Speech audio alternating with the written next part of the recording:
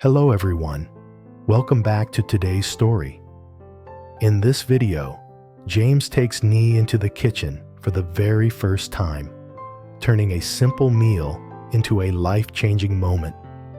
As he teaches her how to cook, Nye reveals her biggest dream: to become a great chef who can make people happy with her food. What starts with frying eggs soon grows into lessons about patience, passion, and the courage to chase something bigger than their small village. Stay with us until the very end to see how this tender bond shapes Nee's future. And don't forget to hit that subscribe button to help us reach 1,000 subscribers. Your support truly means the world to us. The late afternoon sun slants across the quiet village, painting the dusty path in shades of amber. James walks steadily, holding Nye's hand, her tiny sandals tapping against the ground. "How was school today?" he asks, voice calm and warm. Nye nods, her smile bright, the ribbon in her hair bouncing as she answers softly, "It was fun." They stop at Diep's small wooden house, its walls weathered, but strong. The door is locked, no sound from inside. James glances around, worry flickering through him. But then he spots the spare key tucked under a clay pot. He picks it up, smiling gently at Nye. "Ms. Diep is still busy at the market. Let's wait inside. I'll keep you company." The house feels quiet, the smell of old wood lingering. Nye sits down on a small chair, her curious eyes following James's every move. He sets her school bag aside, finds her water bottle, and hands it over. "Here, drink some. You must be thirsty." Nye takes a sip, nodding shyly. James crouches beside her, the seriousness in his face softening. He thinks of Diep, working long hours to support the little girl, and a sense of responsibility stirs in him. "How about this?" he says, standing with a sudden spark in his eyes. "While we wait for Ms. Diep, I'll cook something simple." But he pauses, turning toward Nye with a playful smile. "You're going to help me." Nye's eyes widen, her voice barely more than a whisper. "Me? Cook?" James laughs, nodding. "Yes, you. Everyone starts somewhere. If you want to learn, today is a good day." Her lips curve into a grin as she hops off the chair, excitement buzzing in her steps. Together, they step into the small kitchen, its shelves lined with jars of rice, dried herbs, and simple utensils. James rolls up his sleeves. "First rule," he says, "wash your hands. Always." He guides her to the water jar, watching as she carefully scrubs her small fingers. "Good." He nods. "Now, let's start with something easy. Fried eggs." He cracks one with practiced ease, letting the golden yolk slide into the pan. The oil sizzles, filling the room with a warm aroma. Nye watches closely, eyes sparkling with curiosity. "Can I try?" she asks. "Of course," James replies, guiding her hands gently. She taps the shell too softly at first, then too hard, bits of shell dropping into the bowl. James chuckles, fishing them out. "See? Cooking is about patience. Don't worry about mistakes. Every chef makes plenty." Nye giggles, cheeks pink, but determination shines in her eyes. She cracks another egg, this time perfectly. "I did it!" "Exactly," James says with pride. "That's the spirit."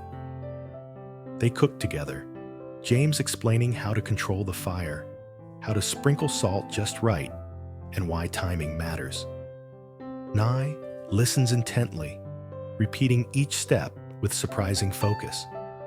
The air fills with the scent of sizzling eggs, and for the first time, The empty house feels alive with energy. As James sets the pan aside, Nee blurts out, almost as if she's been holding it back all day. "One day, I want to be a chef, a really good one." James pauses, studying her serious little face. "A chef?" he repeats softly.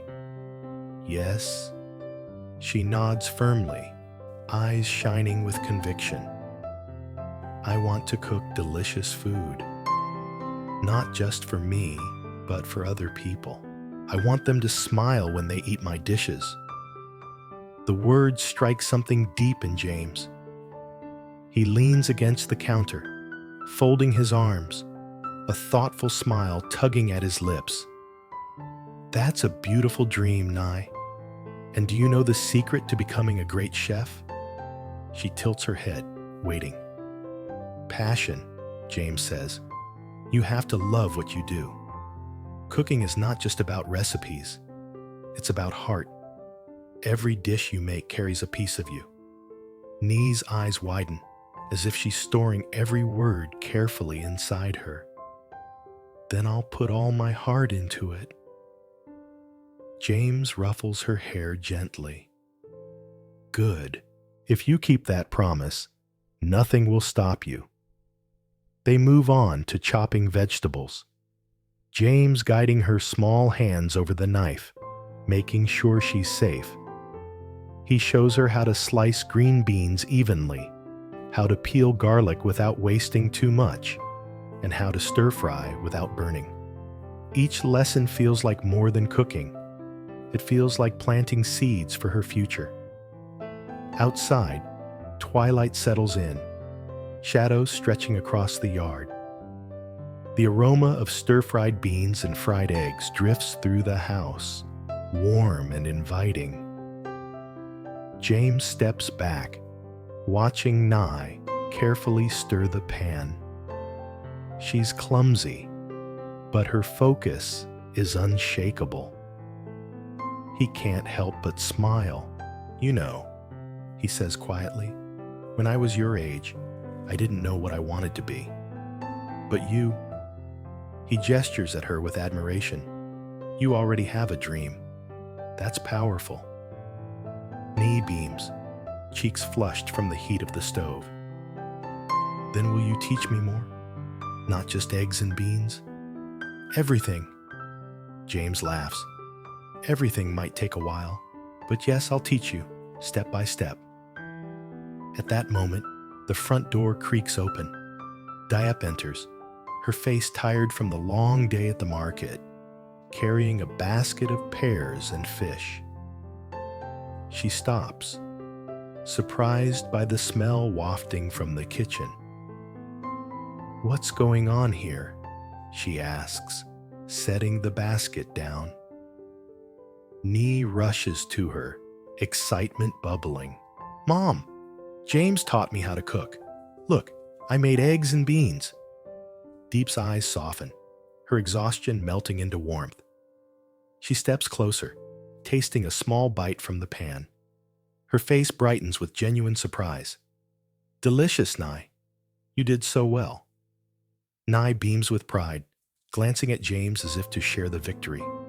James shrugs modestly. "She did most of it. I just guided her." Diep looks at him, gratitude in her eyes, but also something deeper, a recognition of how he keeps the house alive in her absence. She places a hand on his arm. "Thank you, James. Really." He nods, his voice low but steady. She's got talent, more than she realizes. The small kitchen glows under the flicker of the oil lamp. Diep begins preparing the fish for soup, and James helps without a word, handing her utensils, chopping herbs. Nye, still buzzing with energy, insists on helping too. Laughter and chatter mingle with the clatter of pots, weaving a fragile but undeniable sense of family. By the time the meal is ready, the table brims with simple but heartfelt dishes. Fried eggs, stir-fried beans, fish soup, and steamed rice. The aroma fills every corner of the house. They sit close together, shadows dancing on the wooden wall. James leads a short prayer, his voice deep. Thank you for this food, and for the hands that prepared it. Nye bows her head, proud of her role, while Diep quietly wipes a tear she doesn't want them to see. As they begin eating, James leans toward Nye with a playful smile. So, Chef Nye, how does it feel to eat your own cooking? Nye takes a bite, chews carefully, and then grins. It feels like magic. James chuckles. That's exactly what cooking is. Turning simple things into something that makes people happy. Diep watches them, her heart full. In this small kitchen, under the glow of a single lamp, the three of them share more than food. They share hope, laughter, and the fragile beginning of a dream. The next morning, the village wakes slowly, the air crisp with the scent of dew and wood smoke. Roosters crow in the distance, children's laughter echoes faintly from the schoolyard. But inside Diep's home, something different is brewing. Nye sits at the table, her notebook open, but instead of homework, she's scribbling recipes with clumsy handwriting. James steps in, rolling his sleeves, a basket of fresh vegetables in his arms. Good morning, little chef, he greets, noticing the notebook. What's that? Nye beams, turning the notebook toward him. My recipe book. I want to write everything you teach me. That way, I won't forget. James chuckles, touched by her determination. Smart idea. Every great chef has a book of their own. One day, you'll look back at this and see how far you've come. She nods proudly, gripping her pencil tighter. So, what are we cooking today? James places the basket on the counter, pulling out tomatoes, garlic, herbs, and a small cut of pork. Today, we'll try soup, a simple tomato pork soup. It'll teach you about balancing flavors. Nye tilts her head. Balancing? Yes, James explains, lighting the stove. Cooking isn't just about filling the stomach. It's about harmony. Too much salt ruins the dish. Too much sourness makes it harsh. A good chef finds the balance, like walking on a thin rope without falling. Nye listens closely, eyes fixed on his hands as he chops the pork into small cubes. He hands her a smaller knife and a cutting board. Here, you try. Just keep your fingers curled so you don't cut yourself. She grips the knife nervously, slicing slowly. Her cuts are uneven at first. Some pieces too thick, others too thin. James doesn't scold. Instead, he gently adjusts her hands. Steady. Let the knife do the work, not your arms. Cooking is about rhythm. After a few tries, her slices become more even. She grins. Better? Much better. James nods, clearly proud. Now toss them in the pot. The pork sizzles as it hits the hot pan, filling the kitchen with a savory aroma. Nye stirs carefully with a wooden spoon, her face serious with concentration. James adds tomatoes, garlic, and water, explaining each step. See how the colors mix?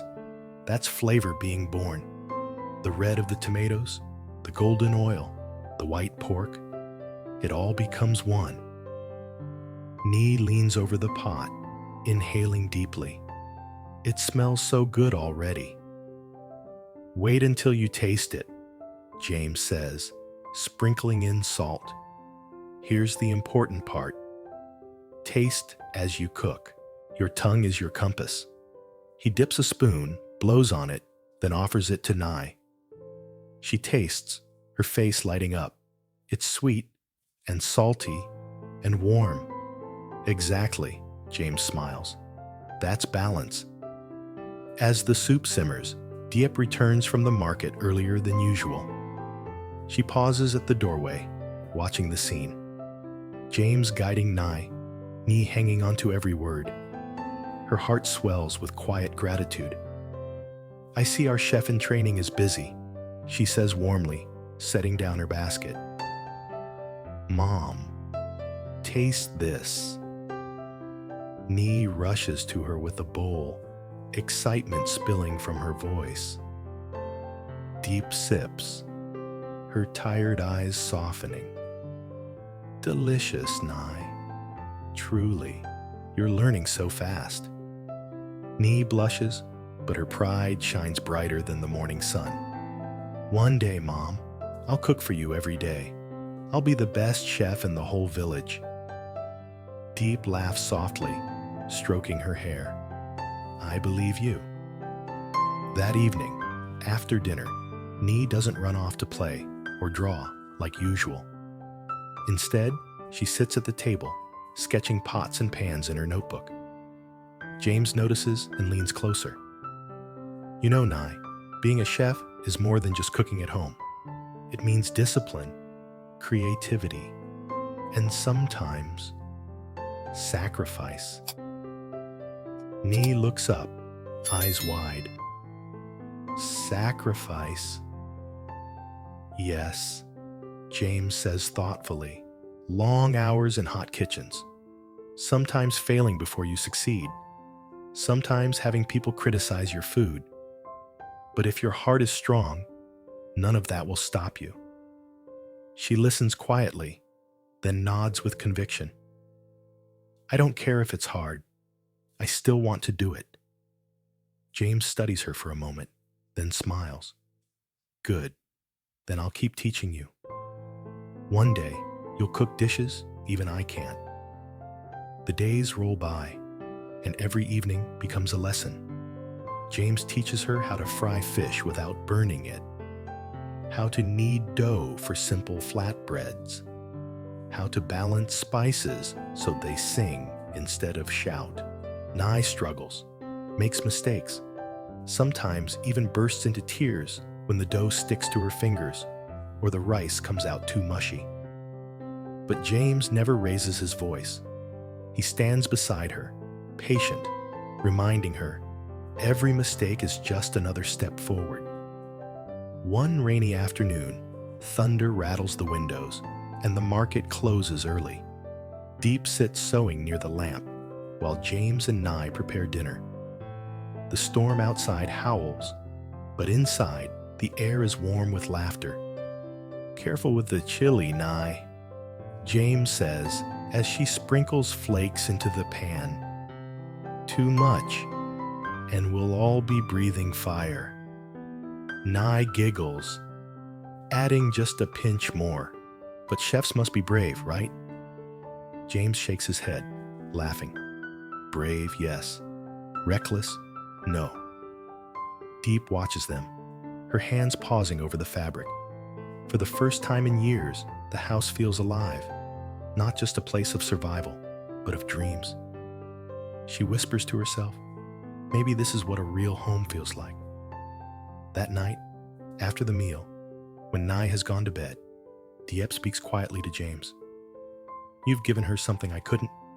Guidance, patience. Thank you. James looks at her, his voice steady. She has the dream. All I did was show her the path. But she'll need support.